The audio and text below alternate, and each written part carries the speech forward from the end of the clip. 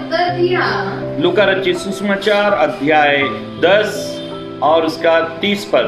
हाँ, यीशु ने उत्तर दिया, हम पवित्र ग्रंथ बाइबल में परमेश्वर के कलाम में परमेश्वर के वचन में पढ़ रहे हैं। यीशु ने उत्तर दिया, एक मनुष्य एक आदमी यरूशलेम से यरीहो को जा रहा था। एक इंसान यरूशलेम से यरीहो को जा रहा था कि डाकुओं ने उसे घेर कर उसके कपड़े उतार लिए। डाकुओं ने उसको घेर लिया, उसके कपड़े उतार लिए, हाँ, और उसे मार पीट कर उसे अधमरा छोड़कर चले गए। उसे मार पीट कर अधमरा करके चले गए। मेरी बहनों, मेरे भाइयों, सबसे महत्वपूर्ण बात इस वचन में हमें ये मिलती है कि एक व्यक्ति कहां से कहां जा रहा है। एक व्यक्ति कहां से कहां जा रहा है, उसका वर्णन यीशु ने यहां पर किया। इस पद में लूका रचित सुसमाचार अध्याय 10 और उसके 30 पद में यीशु ने इसका वर्णन किया कि एक व्यक्ति कहां से कहां जा रहा है। गौर करने वाली बात है। जितने भी मुझे सुन रहे हैं, ध्यान से सुने। इस समय सब कुछ भूल जाएं, आपका ध्यान पूरी रीति से वचन पर रहे, तब आपको बहुत अच्छी रीति से ये वचन समझ में आ जाएगा। देखो, एक बार अगर आपने वचन को समझ लिया, फिर दोबारा कभी भी उस वचन को समझने की कोशिश को प्रयत्न करने की जरूरत नहीं पड़ेगी, क्योंकि हमने वो सीख लिया। बच्चे ने एक बार एक सवाल को सीख लेता है तो फिर वो उसको जिंदगी भर याद रहता है कि मैंने ये सीख लिया है। इसी प्रकार से आज हमने पढ़ा, यीशु ने कहा एक इंसान एक जगह से दूसरी जगह जा रहा है, और वो दोनों जगहों का नाम यीशु ने बताया। आप लोग, क्या आपको याद है? आपका मेमोरी पावर ठीक है? क्या आपकी स्मरण शक्ति ठीक है? क्या आप लोग बता सकते हैं कि एक व्यक्ति कहां से कहां जा रहा है?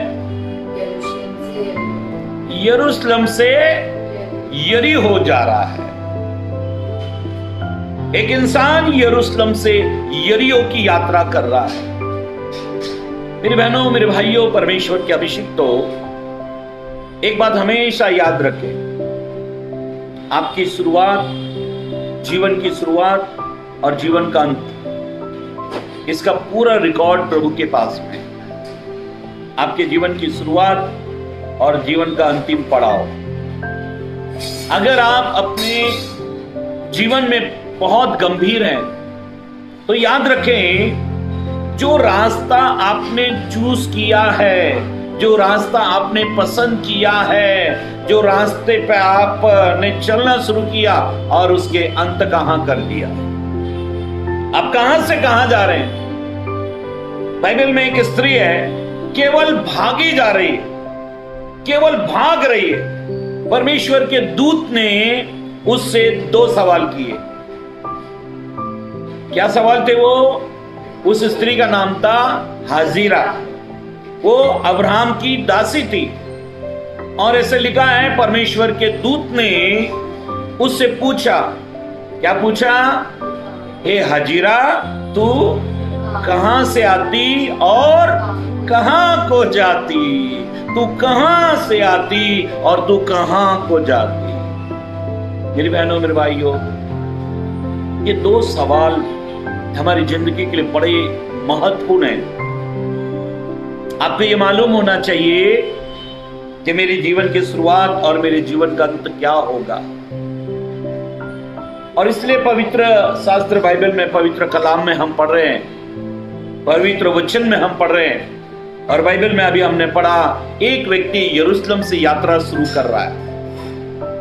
यरूशलेम का मतलब है peace of city, city of peace, शांति का घर, शांति का शहर, शांति का इलाका। एक व्यक्ति शांति के इलाके से, शांति के नगर से एक दूसरे नगर में जाना चाहता है। और जानते हो वो दूसरा नगर क्या है? यरीहो नगर। अब ये यरीहो नगर जाना चाहता है, शांति के नगर से यरीहो नगर जाना चाहता है। मेरी बहनों मेरे भाइयों, ये यरीहो का मतलब है चंद्र नगरी या चांद सितारों का नगर। एक व्यक्ति को बड़ा अच्छा लगा कि मैं शांति के नगर से चांद सितारों के नगर में जा रहा हूं, लेकिन ये नगर चांद सितारों का नगर नहीं था।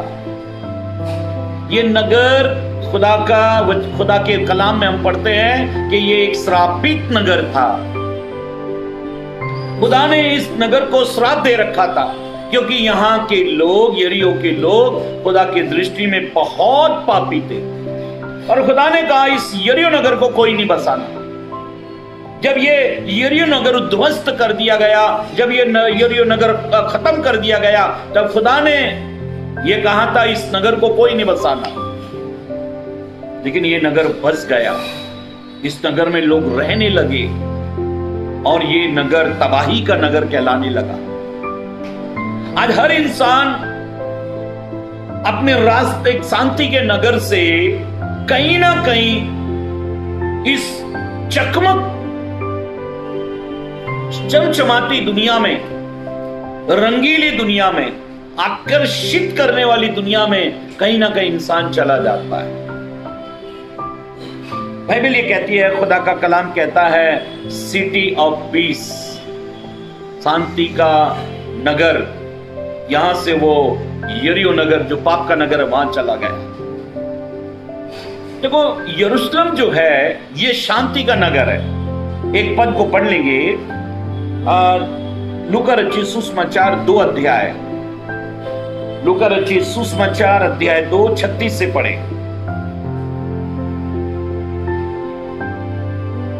हाँ, लूका रचित सुसमाचार 2 अध्याय 36 से पढ़े। शुमार के गोत्र में से, हाँ ऐसे लिखा है, असेर के गोत्र में से हन्ना नामक, हाँ हन्ना नामक फनुएल की बेटी एक भविष्यवक्ता थी। एक भविष्यवक्ता थी, वो बहुत बूढ़ी थी। वो बहुत बूढ़ी थी। और विवाह होने के बाद, 7 वर्ष अपने पति के साथ रह पाई थी। विवाह होने के बाद 7 वर्ष केवल वो अपने पति के साथ रही और विधवा हो गई। हाँ, वो 84 वर्ष से, वो 84 साल से विधवा थी। 84 साल से विधवा थी। उसकी उम्र लगभग 100 के पार थी। 84 साल से तो वो विधवा है। 7 साल पति के साथ में रह गई। 7 साल वो पति के साथ में रह गई। 84 साल से वो विधवा है। इसका मतलब 81 साल की हो गई। 18-19 साल में शादी होगी, इसका मतलब 100 के पार है। ये 100 साल की बुजुर्ग स्त्री जिसका नाम क्या है? हन्ना। अब ये हन्ना नाम की एक स्त्री, पवित्र कलाम में ऐसा लिखा है, बहुत बूढ़ी थी, 100 साल की थी। हाँ, आगे पढ़ेंगे। और मंदिर को नहीं छोड़ती थी। ये 100 साल की बूढ़ी, ये बुढ़िया स्त्री मंदिर को नहीं छोड़ती थी। आज के बुजुर्ग लोग टीवी को नहीं छोड़ते, मोबाइल को नहीं छोड़ते, फेसबुक को नहीं छोड़ते, सीरियल को नहीं छोड़ते। मैंने कितने बुजुर्गों को देखा है, दिनों रात लगे रहते। एक लड़का कहने लगा, पास्टर का लड़का था, कहने लगा मुझे कि आप हमारे घर में, मेरे एक शहर में मेरी कन्वेंशन थी, तो वो उस कन्वेंशन को उसने अटेंड किया। अटेंड करने के बाद में उसने कहा आप मेरे घर पे 10 मिनट के लिए प्रार्थना के लिए चलेंगे? मैंने कहा कहाँ है आपका घर? मैंने बस कार से लेके जाएंगे आपको और कार से छोड़ जाएंगे। मैंने अच्छा ठीक है। मैं उसके साथ में कार में बैठ गया और वहां पर उस पास्टर के घर पे गए तो पास्टर टीवी पर सीरियल देख रहे हैं। तो उस लड़के ने बताया ये बॉम्बे से पास्टर आए हैं और बहुत बढ़िया प्रचार करते हैं, बड़ा अच्छा लगा और आप मैं इनको यहाँ लेकर आया हूँ और प्रार्थना करने के लिए। तो पास्टर ने कहा हाँ हाँ प्रार्थना करो करो, पहले चाय पानी ले लो। मैं चाय पानी नहीं पीऊंगा, मैं प्रार्थना करके चलूंगा। मैंने कहा आइए हम प्रार्थना करेंगे। तो लड़का टीवी बंद करने लगा। लड़का टीवी बंद करने लगा तो ये बुजुर्ग है, ये पास्टर बुजुर्ग है, ये कहने लगा बंद करने की जरूरत नहीं, केवल आवाज कम कर दे। लड़के को मालूम है, छोटे बच्चे को मालूम है टीवी बंद होनी चाहिए, लेकिन ये पास्टर है, बुजुर्ग है, और ये कह रहे हैं केवल आवाज कम कर दे। करना तो मुझे वहां प्रार्थना नहीं चाहिए था, मुझे तो वहां प्रार्थना नहीं करनी चाहिए, लेकिन वो बच्चे का मन रखने के लिए मैं वहां इतनी दूर से आया। मैं चाहता तो मना कर सकता था कि यहाँ प्रार्थना का कोई उपयोग नहीं, कोई फायदा नहीं, लेकिन वो बच्चे का दिल था कि मैं उसके घर में जाऊं, दुआ करूं। एक बुजुर्ग है, पास्टर है, लेकिन वो सीरियल देख रहा है कि वो सीरियल का वो भाग वो निकल ना जाए।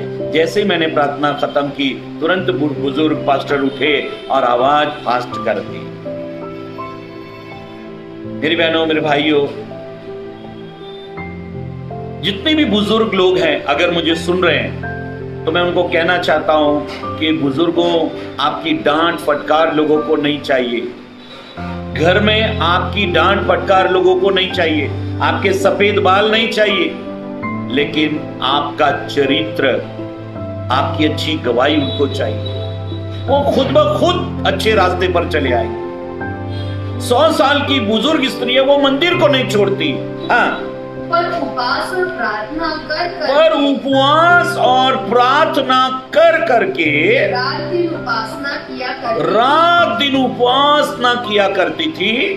और वह उस घड़ी वहां आकर हाँ, प्रभु का धन्यवाद करने लगी। और वो उस घड़ी वहां आकर उस मंदिर में खुदा का धन्यवाद करने लगी। और उन सबों से जो यरूशलेम की छुटकारे की बाट जोते थे, जो यरूशलेम के छुटकारे की बाट जोते थे, उस बालक के विषय में बातें करने लगी, यीशु के विषय में वो बातें करने लगी। मेरी बहनों, मेरे भाइयों, परमेश्वर के अभिषिक्तों, पवित्र ग्रंथ बाइबल में पढ़ रहे हैं, एक बुजुर्ग स्त्री है, यरूशलेम में रहती है, और यरूशलेम में यीशु के बातें वो करती है। जब तक हम यरूशलेम में हैं, मतलब सिटी ऑफ पीस, शांति के नगर में है, अगर हम यरूशलेम में, अगर हम खुदा के घर में, अगर हम खुदा के नगर में, तब तक हमारे अंदर शांति बनी रहेगी। ये स्त्री विधवा हो गई, केवल 7 साल ही पति के साथ रह पाई और इसका पति मर गया। आजकल की दुनिया में अगर कोई विधवा 7 साल में हो जाए तो वो इतना बड़ा मेकअप का बॉक्स लेकर आएगी, रंग बिरंगी साड़ियां, कपड़े लेकर आएगी, और हर दिन एक फोटो खींचकर डीपी पे रखेगी। हर दिन फोटो चेंज होएगा, मुंह बना बना के फोटो खींचेगी। वाह, क्या हो रहा है बता। मेरी बहनों, मेरे भाइयों, इस बुजुर्ग स्त्री ने यरूशलेम में रहते हुए 7 साल केवल पति के साथ में बिताया। फिर इसने पति ढूंढा नहीं, फिर इसने कहा मेरे जीवन का सहारा, आसरा, भरोसा केवल यीशु है, और वो यीशु बालक की बातें करने लगे। मेरी बहनों, मेरे भाइयों, परमेश्वर के अभिषिक्तों, पवित्र ग्रंथ बाइबल में लिखा है, परमेश्वर का कलाम यूं कहता है कि ये यरूशलेम में, इसने बाकी की जिंदगी में यरूशलेम में रहूंगी। जो यरूशलेम में रहते हैं, यरीहो नहीं जाते, उनके जीवन में कभी कोई दुख, तकलीफ, समस्या नहीं आती। वो संसार की आई हुई समस्याओं को लेकर जब वो यरूशलेम में रहते हैं तो उनका जीवन शांति से भर जाता है। मेरी बहनों, मेरे भाइयों, परमेश्वर के अभिषिक्तों, पवित्र ग्रंथ बाइबल में ऐसा लिखा है, पढ़ो 2 तीमुथियुस 4 अध्याय और 10 पद को पढ़ लेंगे। क्योंकि देमास ने इस संसार को प्रिय जानकर, क्योंकि देमास ने इस संसार को बहुत प्यारा और प्रिय जानकर मुझे छोड़ दिया है। पौलुस कहता है देमास ने किसको प्यारा जाना? संसार को। ओहो, संसार बहुत प्यारा लगता है। एक गीतकार कहता है दुनिया की बातें कितनी अच्छी लगती है, दुनियादारी कितनी प्यारी लगती है। पछताएगा, अकेला रह जाएगा, तू अब तू सोच ले, दुनिया है 2 दिन का मेला, रह जाएगा तू अकेला। सोचता तू क्या आज दे दे दिल को, सोचता तू क्या आज दे दे दिल यीशु को। पछताएगा, अकेला रह जाएगा, तू सोच ले, दुनिया है 2 दिन का मेला। मेरी बहनों मेरे भाइयों, यरीहो नगर में चकमक जरूर है, आकर्षण जरूर है, लेकिन 2 दिन के लिए। इस दुख भरी दुनिया में अगर आप शांति चाहते हो तो वो आपको यरूशलेम में मिलेगी, और यरूशलेम का मतलब है प्रभु यीशु मसीह के साथ में रहना। पवित्र कलाम ये कहता है देमास ने मुझे छोड़ दिया क्योंकि उसको दुनिया प्यारी लगी। जिस दिन भी आपको दुनिया प्यारी लगेगी, दुनियादारी अच्छी लगेगी, संसार और संसार में की वस्तु आपको अच्छी लगेगी, उस दिन आपको यीशु अच्छा नहीं लगेगा। उस दिन आप ये कह दोगे मेरे टाइम नहीं है मेरे पास प्रार्थना करने के लिए। पवित्र शास्त्र बाइबल में जब एक व्यक्ति, मैं संदेश को शुरू कर रहा हूं, ध्यान से सुनना। एक व्यक्ति जब यरूशलेम से यरीहो को गया, एक व्यक्ति जब यरूशलेम से यरीहो को गया तो उसके साथ 4 घटना घटी। फिर से आएंगे लूका रचित सुसमाचार अध्याय 10 और 30 पद को पढ़ेंगे।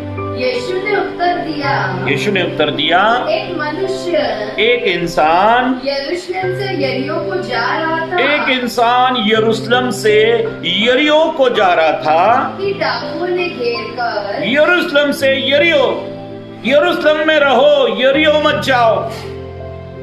लेकिन एक इंसान यरूशलेम से यरीहो को जा रहा था। हाँ, डाकुओं ने घेर कर, ऐसे लिखा है जब वो यरूशलेम से यरीहो जा रहा था तो लिखा है कि डाकुओं ने उसको घेर कर उसके कपड़े उतार लिए, डाकुओं ने उसको घेर कर उसके कपड़े उतार लिए और मार पीट कर, और ऐसे लिखा है मार पीट कर उसे अधमरा छोड़कर चले गए। मार पीट कर उसको क्या किया?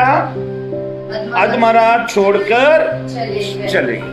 सबसे पहली बात, एक पहले पद पढ़ लो तो मैं आगे समझाऊंगा आपको। लूका रचित सुसमाचार 19 अध्याय पद 28। लूका रचित सुसमाचार 19 अध्याय पद 28। ये बातें कहकर वो यरूशलेम की ओर उनके आगे आगे चला।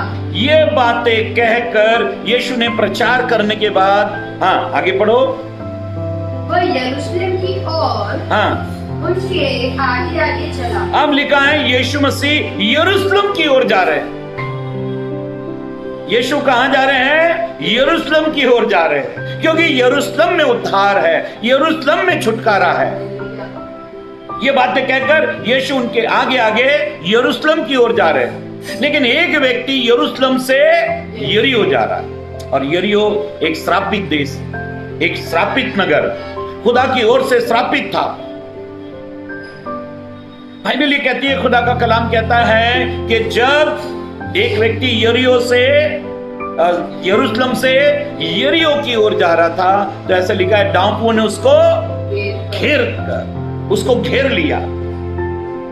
ये सच है मेरी बहनों मेरे भाइयों, पवित्र कलाम में हम रूत की किताब में ऐसा पढ़ते हैं कि नाओमी अपने पति और 2 बेटों के साथ, नाओमी अपने पति और 2 बेटों के साथ टोटल 4 लोग मिलकर कहां चले गए?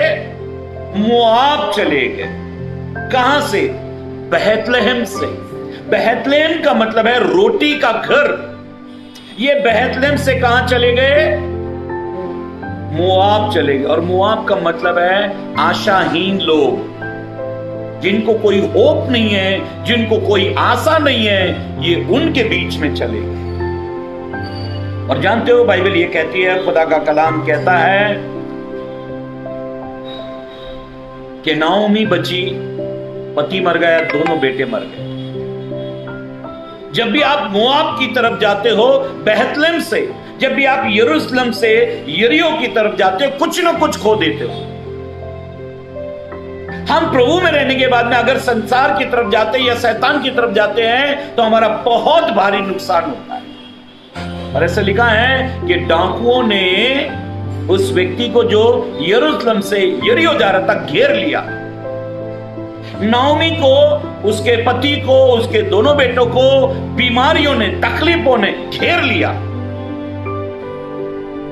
नाओमी को उसके पति, सबको इनको घेर लिया।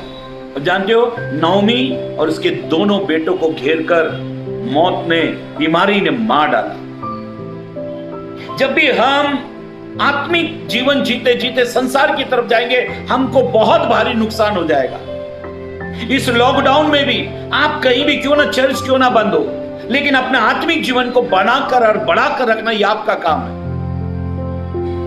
अपने आत्मिक जीवन की चिंता करना चाहिए।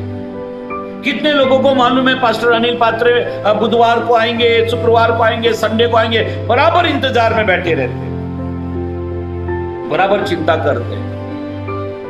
लेकिन कई लोग बिल्कुल चिंता नहीं करते, उनको कोई मतलब नहीं है। कौन कहता है सभा नहीं चल रही? कौन कहता है चर्च नहीं चल? चर्च तो चल रहे हैं, आराधना होती है, प्रार्थना होती है, वचन होता है। पवित्र शास्त्र बाइबल में ऐसा लिखा है कि उसको डाकुओं ने घेर लिया। जब भी हम यरूशलेम से यरीहो की ओर जाएंगे, हमको शैतान घेरेगा। जानते हो सबोपदेशक की किताब में ऐसा लिखा है, जो बाड़े को परमेश्वर ने, याद रखो, मेरे और आपके चारों तरफ आशीषों का बाड़ा, सुरक्षा का बाड़ा बांधा है।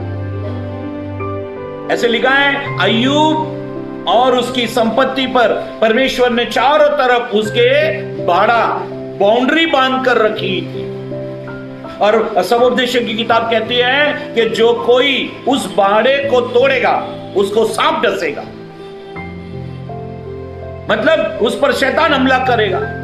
एक भेड़ जब तक फाटक के अंदर है वो सुरक्षित है। अगर वो फाटक से बाहर निकली तो भेड़िए या शेर या भालू उस भेड़ पर हमला करेगा, उस पर हमला करेगा, उसको घेरेगा। वो उसी ताक में रहते हैं। जब तक वो फाटक में है, वो चरवाहे की निगरानी में, वो सुरक्षा में है। जब तक आप यरूशलेम में हो, जब तक आप प्रभु में हो, जब तक आप प्रभु में बने रहते हो, तब तक आप सुरक्षित हो। पवित्र कलाम, पवित्र बाइबल ऐसा कहती है, एक पद को पढ़ ले, 128 भजन, 128 भजन, साम्स चैप्टर 128, 128 भजन और 4, 5 और 6 पद को पढ़ेंगे। सुन, जो मनुष्य यहोवा का भय मानता हो, जो इंसान परमेश्वर का डर मानता है, भय मानता है, वो ऐसी आशीष पाएगा, वो ऐसी ही आशीष पाएगा। हाँ, कैसी आशीष पाएगा? यहोवा तुझे सिय्योन से आशीष देवे। याद रखो, मेरी और आपकी बरकत, मेरे और आपके लिए आशीष सिय्योन से आएगी। पूरब से, पश्चिम से, उत्तर से, दक्षिण से नहीं, जंगल की ओर से नहीं, लेकिन हमारे लिए आशीष ऊपर से, सिय्योन से आएगी। हाँ, और तू जीवन भर यरूशलेम कुशल देखता रहे और तू जीवन भर यरूशलेम का कुशल देखता रहे। याद रखो, यरूशलेम में जीवन भर कुशल है। याद रखो, प्रभु में आप हमेशा कुशल रहोगे, आप सुरक्षित रहोगे। जिस दिन भी आपने ये कह दिया मेरे पास समय नहीं है प्रार्थना करने का, मेरे पास समय नहीं है बाइबल पढ़ने का, मेरे पास समय नहीं है संगति करने का, मेरे पास समय नहीं है प्रभु को देने के लिए, उसी दिन आप संसार में चले जाते हैं और फिर शैतान आपको चारों ओर से घेर लेता है। हाँ, आगे पढ़ेंगे, 6 तक पढ़ लेना। परंतु अपने नाती पोतों को भी देखने पाए, वरंतु तू जीवन भर यरूशलेम का कुशल देखने पाए, वरंतु अपने नाती पोतों का भी, नाती पोतों को भी देखने पाए, अपने नाती पोतों को भी देखने पाए। इसका मतलब क्या है कि तेरी उम्र दीर्घायु होगी, तेरी उम्र बढ़ेगी। मेरी बहनों मेरे भाइयों, बाइबल में, पवित्र ग्रंथ बाइबल में अभी हमने पढ़ा, परमेश्वर के कलाम में, परमेश्वर के पवित्र वचन में, यहोवा जो यरूशलेम के शांति की वाट जोते हैं उन्हें खुदा आशीर्वादित करता है। तेरी उम्र बढ़ जाएगी, खुदा का कलाम कहता है, परंतु अपने नाती पोतों को भी देखने पाएगा, इस्राएल को शांति मिले। मेरी बहनों मेरे भाइयों, परमेश्वर के अभिषिक्तो, बाइबल में लिखा है, परमेश्वर का कलाम ये कहता है कि जब वो यरूशलेम से एक व्यक्ति यरीहो को जा रहा था तो ऐसा लिखा है, डाकुओं ने उसे घेरा। जब भी आप फाटक से बाहर निकलते हो, जब भी आप खुदा की उपस्थिति से दूर जाते हो, आपको शैतान घेर लेता है, आपको शैतान घेरेगा, बीमारियां घेरेंगी, तकलीफें, मुसीबत, समस्याएं घेरेंगी। लेकिन जब आप प्रभु में रहते हो तो लहू के कवरिंग में रहते हो, प्रभु के हाथ के नीचे रहते हो। उसका हाथ, ऐसे लिखा है, उसके बलवंत हाथ के नीचे रहो, उसके ताकतवर हाथ के नीचे रहो। पहली बात, जब वो यरूशलेम से यरीहो जा रहा था, डाकुओं ने उसे घेर लिया। दूसरी बात, ऐसे लिखा है, उसके कपड़े उतार लिए। याद रखो, जब भी बाइबल में कपड़े का जिक्र आता है तो धार्मिकता का जिक्र आता है। जब भी आप खुदा से अलग होगे, जब भी आप शांति के नगर से, यरूशलेम से, खुदा की कलीसिया से, प्रभु से जब भी आप अलग होते हो, शैतान सबसे पहले आपकी धार्मिकता खत्म करता है। फिर आप ऐसे कहोगे, अरे वो बाइबल में फलानी जगह ऐसा लिखा है, फलानी जगह। बाइबल में 66 किताब है, लेकिन ये फलानी जगह कौन सी है?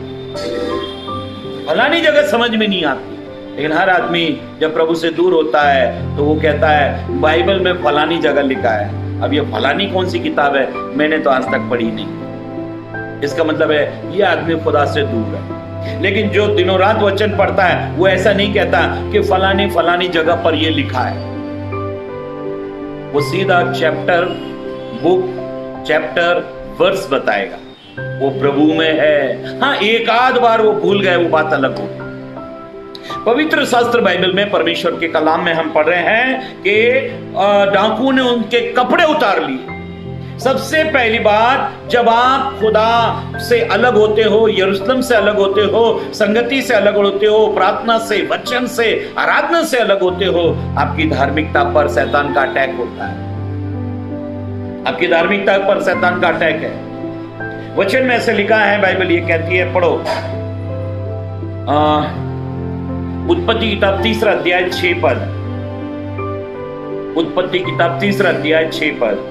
अतः जब स्त्री ने देखा कि उस वृक्ष का फल, उस पेड़ का फल खाने के लिए अच्छा, हव्वा ने जब देखा कि उस पेड़ का फल, किस पेड़ का फल?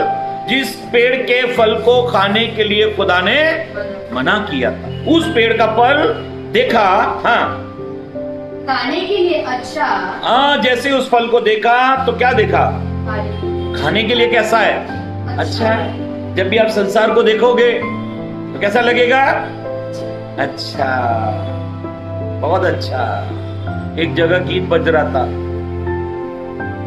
तुमसे मिलने को दिल करता है,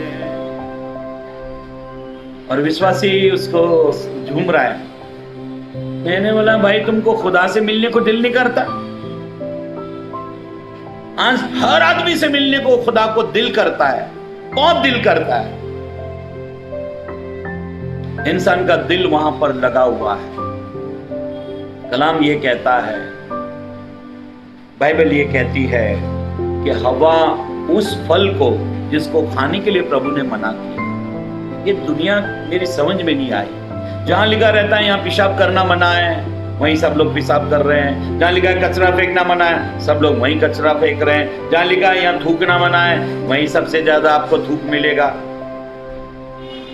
पवित्र ग्रंथ बाइबल में ऐसा लिखा है, हवा ने परमेश्वर ने जिस फल को खाने के लिए मना किया, वो देखा, उसको तो ऐसा लगा फल खाने में अच्छा और देखने में मन भाव और बुद्धि देने के लिए चाहने योग्य भी है। तब उसने उसमें से तोड़कर खाया और अपने पति को भी दिया। वाह, हम तो डूबेंगे, तुमको भी ले डूबेंगे। खुद ने खाया और पति को भी खिला दिया। अब इसका 21 पद पढ़ लो, 21। और यहोवा परमेश्वर ने आदम और उसकी पत्नी के लिए चमड़े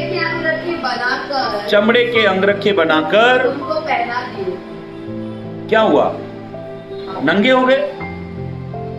शैतान ने क्या कहा था कि अगर इस फल को तुम खाओगे तो तुम खुदा के तुल्य, उसके जैसे हो जाओगे, तुम्हारी तरक्की हो जाएगी, तुम्हारा प्रमोशन हो जाएगा। ये सच है मेरी बहनों मेरे भाइयों। जब भी आप साधारण कपड़े पहनते हो, जब भी आप साधारण घर में रहते हो, जब भी आप साधारण सा खाना खाते हो, तब लोग आपको चिढ़ाते हैं और आपका मन ये करता है मैं अच्छे मकान में रहूं, मैं अच्छे कपड़े पहनूं, मैं भी खूब खाऊं पीऊं, मेरे पास भी कार मोटर गाड़ी बंगला होना चाहिए।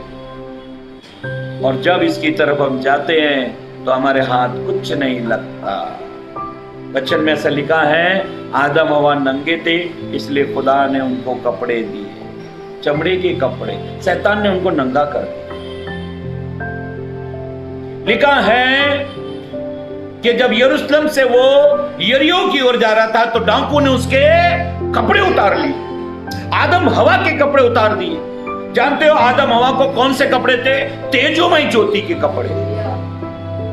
वो तेजोमय ज्योति के कपड़े शैतान ने उतार लिए। लिखा है कि यरूशलेम से जो यरीहो जा रहा था उसके कपड़े डाकू ने उतार लिए। शैतान आपकी धार्मिकता खत्म करने के लिए प्लान करता है। वो टीवी और मोबाइल और फेसबुक, ये क्या क्या है, वो सब कुछ आपके अंदर लाता है। इनसे इंसान गंदा होता चला जाता है, इससे इंसान की धार्मिकता खत्म होती चली जाती है।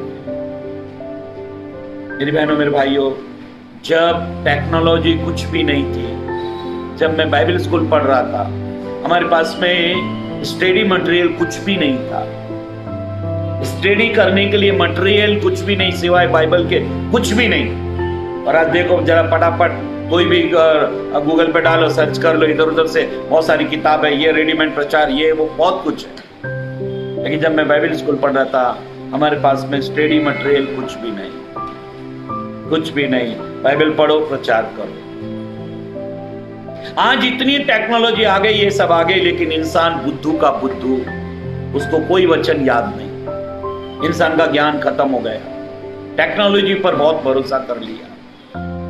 एक पास्टर प्रचार करने के लिए कन्वेंशन में खड़ा हुआ, लैपटॉप खोला, इतने में बैटरी डाउन। अब क्या करें? और लैपटॉप में ही है प्रचार, अब क्या करें बोले? तो फिर वो मालूम पड़ गया कि अब ये इधर उधर की बात कर रहा है, अब इसके पास कुछ है नहीं, मटेरियल बोलने के लिए कुछ नहीं।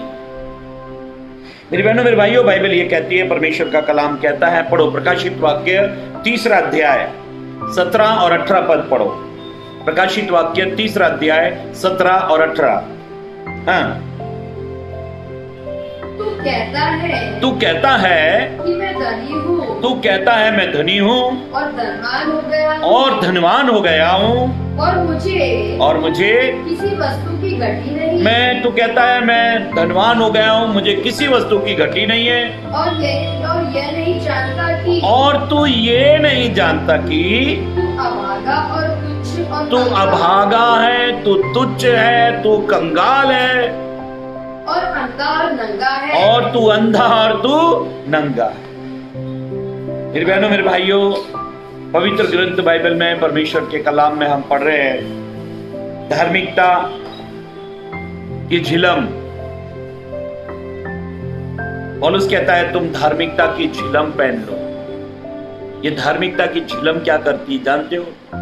शैतान के हमले जो भी हमारे ऊपर होते हैं, वो आक्रमण जब भी हमें करता है, ये झिलम उसका सामना करती है। पौलुस कहता है सत्य से कमर को कस लो और धार्मिकता की झिलम पहन लो। यीशु ने कहा जो कोई जय पाए मैं उसे श्वेत वस्त्र दूंगा। आपको प्रभु धर्मी बनाएगा, इसलिए यरूशलेम में अर्थात प्रभु में रहो। पहली बात, डाकुओं ने घेरा। जब भी हम प्रभु से अलग होते हैं, शैतान हमको घेर लेता है। देखो डिस्कवरी वगैरह कोई चैनल पर आप जब भी देखोगे, जानवरों का झुंड होता है। शेर खतरनाक जानवर क्या करते हैं?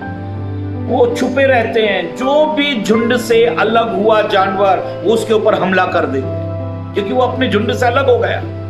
जब भी आप कलीसिया से, संगति से, प्रार्थना से, उपवास से और वचन से और प्रभु से, यरूशलेम से जैसे ही अलग होते हैं, शैतान हमला करता है, पकड़ लेता है। तीसरी बात, पहली बात घेर लिया, दूसरी बात कपड़े उतार लिए, और तीसरी बात ऐसा लिखा है डाकुओं ने मारा। पवित्र शास्त्र बाइबल में हम पढ़ रहे हैं, परमेश्वर के कलाम में हम पढ़ रहे हैं, ये सच है मेरी बहनों मेरे भाइयों। शैतान कहता है, वचन कहता है, शैतान जो है वो अक्सर नाना प्रकार की तकलीफें, पीना इंसान के जीवन में लाता है। एक बाप यीशु के पास आया और कहने लगा मेरा ये बेटा छोटा बच्चा है, लेकिन शैतान इसको कभी तो आग में गिरा देता है, कभी तो पानी में गिरा देता है। यीशु जब उपदेश कर रहे थे तो एक स्त्री आई जिसको 18 साल से दुर्लभ करने वाली आत्मा ने उसको जकड़ कर रखा। यीशु को गन्नेसरत झील के पास में मरकुस 5 अध्याय में हम पढ़ते हैं, एक ऐसा व्यक्ति मिला जो अपने आप को पत्थरों से मारा करता था, वो चट्टानों से टक्कर मारा करता था, वो कब्रिस्तान में रहता था, बड़ी बड़ी जंजीरों से उसको लोग बांध देते थे, उन्हें तोड़ दिया करता था, शरीर लहू लुहान कर लेता था। मेरी बहनों मेरे भाइयों, परमेश्वर के अभिषिक्तों पवित्र ग्रंथ बाइबल में लिखा है कि शैतान हमको मारता है। जब हम बाड़े को तोड़कर जब हम यरूशलेम से यरीहो की तरफ जाते हैं, और आखिरी बात ऐसा लिखा है कि उसको मार पीट कर कैसा कर दिया? अधमरा कर दिया। अधमरा किसको कहते हैं? जो आधा जीवित आधा मरा। आज के विश्वासी ऐसे ही ऐसे लगते हैं आधे मरे हुए, ताली में कोई जोश नहीं, ताली बजाएंगे ऐसे आवाज नहीं आ जाए, आवाज नहीं आनी चाहिए, केवल एक्शन, आवाज नहीं आनी चाहिए। गीत गाएंगे आवाज नहीं आनी चाहिए, होठ हिलते रहने चाहिए, ये लिप्स मूवमेंट करते रहते हैं, बस आवाज नहीं आनी चाहिए। घुटनों पर नहीं आते, बाइबल नहीं पढ़ते, उपवास नहीं करते, उपवास भी करेंगे तो दोपहर 12 बजे ही छोड़ देंगे। ज्यादा सबोपदेशक की किताब में लिखा है तू अपने आप को ज्यादा धर्मी मत बनाओ, तो वो वचन में इन दिनों में मैं वो वचन फॉलो कर रहा हूं। वाह वाह, वेरी गुड। यरूशलेम से जब वो व्यक्ति यरीहो गया, यीशु ने ऐसा कहा, उसके साथ में 4 घटना घटी।